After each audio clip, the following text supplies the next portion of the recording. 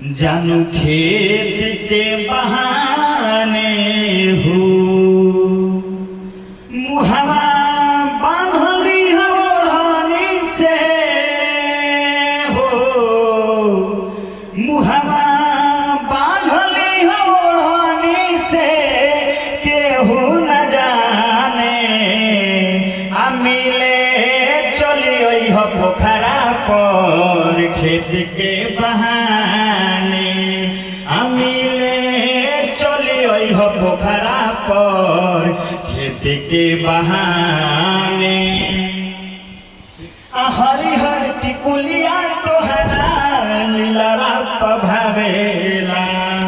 आँखी के कजरवा शोभा रूप के बढ़ावेला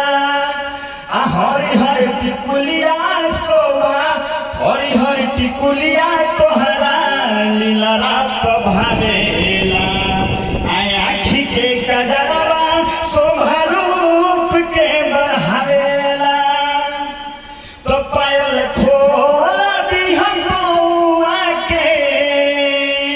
तो पायल खोल दी हम बउआ के शोर ना मचावे मिले चली हो पोखरा पर खेत के बहाने तो मिले चली हो पोखरा पर खेत के बहाने।